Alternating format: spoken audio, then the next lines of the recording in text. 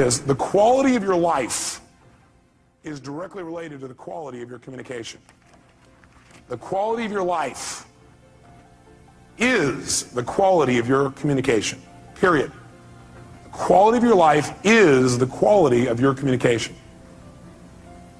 Now, pretty basic idea, nothing earth-shattering, but I'm here to tell you that's your entire life comes down to this.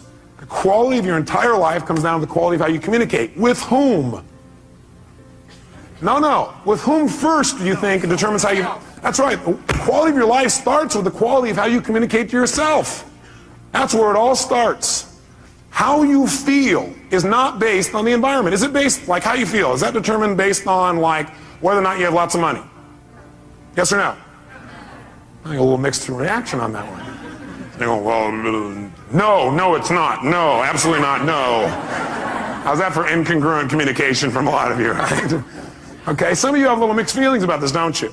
But let me ask you a question. How many of you know somebody who has tons of money and is still not happy? Interesting. How many of you know somebody who doesn't have any money at all but seems to be very happy? So does money determine your happiness, yes or no? No.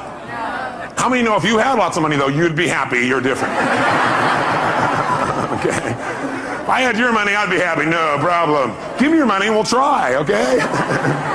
People say money can't buy happiness, don't know where to shop. No, see, that's not going to do it, is it? It's not the money, it's how you communicate to yourself about money, your lack of it, or the abundance you think you have. By the way, can people have an abundance but communicate to themselves that they're still in scarcity, yes or no? Yes. Absolutely. So money doesn't do it. Is how you feel determined by whether or not the weather is good? Yes. Oh, really? Are there people in freezing weather who are very happy, yes or no? Are there people in hot weather that are very happy, yes or no? Are there people that are in either one of those weathers in the opposite degree that have opposite feelings? Has that transferred you out yet? Yes. See, the weather doesn't determine it. Is it, whether you're happy or not, determined by whether or not other people say they love you? You go, yes, but it shouldn't. So you sit there and should all over yourself, huh? Okay. Okay. You're right, it probably shouldn't, but a lot of us connect that real directly. But I got a question for you. Somebody comes up to you and they tell you, I love you. Or they come up and they hug you, or they look at you that certain special way.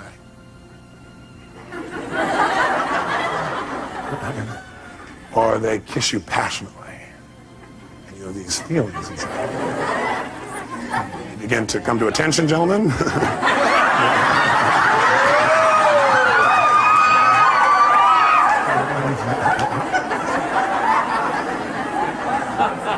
Now, when all that stuff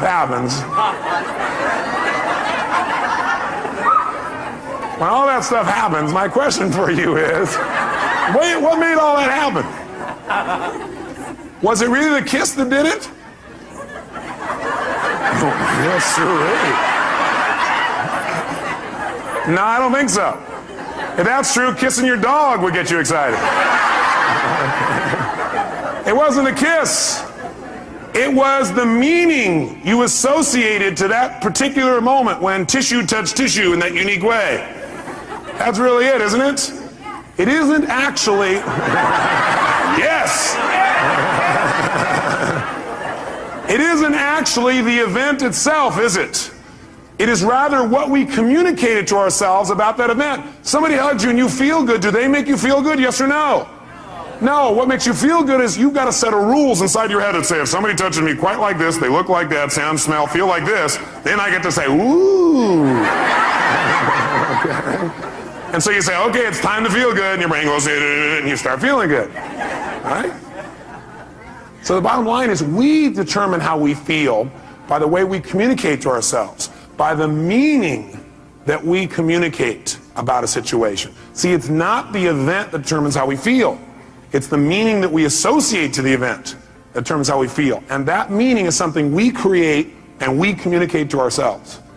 If you're upset about anything, all upsets come down to the meaning you associate to something. If you're upset about something, it's because you're thinking, well, that's because this means they don't care about me, or this means I'm no longer in control, or this means I'm not respected, or this means. All upset is based on a meaning. And how many times have you been wrong when you linked up the meaning? Anybody been wrong, yes or no? Yes, this means yes. I'll guide you through this, okay? We've all been wrong. So what we've got to really be able to do is to realize one thing, and write it in your notes. Nothing in life has any meaning except the meaning that I give it. Nothing in life has any meaning except the meaning that I give it.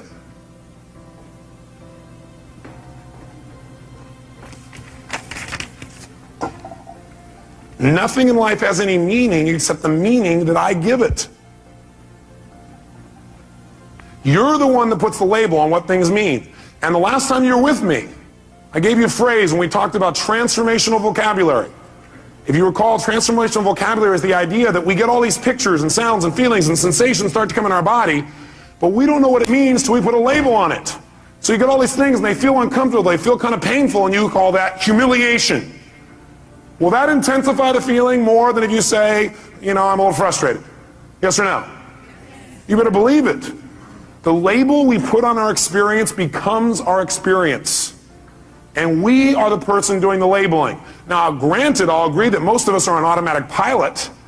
We're using a labeling and a communication process that we don't even think about consciously. And we can easily point to other people and show how they created that feeling for us. And certainly they helped us to get into state. They helped us by giving us some feedback, but we still determine the feeling. I'll give you an example. I was in Hawaii recently. I couldn't believe it. I read this article, and then I saw the thing on TV where they interviewed this guy. He was out swimming, and the shark came and bit his leg off. Yeah. You'd think he'd be fairly upset. Why would you be upset if you lost your leg? After the initial pain, why would you stay upset? Because of the meaning you'd link to that, right? What would be the meaning that would make you feel upset all the time? That's right, the meaning of loss, that you had lost something. See, almost all pain you're ever going to feel in your life, the pain that people have that makes them upset, it all starts with, I call it emotional anatomy. It all starts in one place. Pain starts with, number one, I'll put it down at the bottom here, a feeling of loss. A feeling of loss. Now, can you ever really lose anything? Only if you perceive that there's a loss. Is that true? Are you following me on this now for a second? You can only feel loss if you perceive it. In other words, you have to tell yourself there's a loss. You have to communicate that you've lost something. This man was not upset. In fact, he was concerned about the shark. Yeah, you say, this guy's on drugs. No, he was sincere. Because his belief was that, number one, he was responsible, not the shark, because he was a swimmer, and he knew that in the area he was, there were sharks, and if he's thrashing around on the top, they think it's a turtle, they'll come after him. But his concern was that people were so upset about it that people were going to go out and rage and kill the sharks in that area. How's that for sorting by others instead of sorting by self? So the meaning for him was, this was a learning experience. That's what it meant to him. For other people, it mean, I'm maimed for life. With a different meaning that he communicated. If he would have said, I'm maimed for life, I'll never be the same.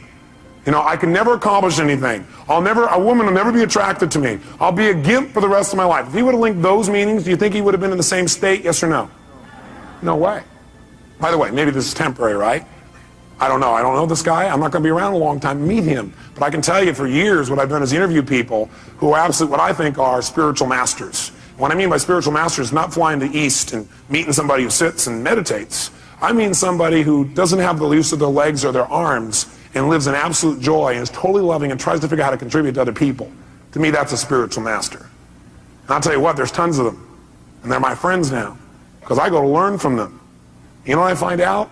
They have developed belief systems that have helped them to interpret human behavior in a way that causes them not to be upset. Because no matter what happens, they finally figured out something. If you want to succeed in life, figure out how it works and then do it that way, not the way you think it should be. See, what most of us do is we run around in life with all these rules about how life should be, about how you should be, about he should be, how doctors should be, how staff should be, how patients should be. But you know how they're going to be? How they really are. Not how you want them to be. And then every time they don't meet your criteria, rah, you communicate to yourself, it's time to be annoyed. Or maybe a more intense word. Is that true? When you have an upset of any sort, you're feeling some negative emotion, it always comes down to really you have a feeling of what? Loss. But do you ever really lose? No, you don't ever lose anything. It just changes form. Hey, nothing in the entire universe ever disappears. Nothing. Not your physical body, not rocks, not stones, nothing. Everything in the universe transforms from one form to another. You take water and you try and destroy it, let's say you boil it, what does it become? Steam. Everything in the world transforms to a higher level. It's always transforming. You got to realize you can't lose anything. You can transform things, but you can't lose anything. Now you can try and pretend you've lost something. You can be upset with somebody and they go, oh my God, I've lost their love, or they've lost mine, or I've lost respect. How do you lose respect? You can't lose something that's already inside of you. See, the problem is people are, looking for love in all the wrong places.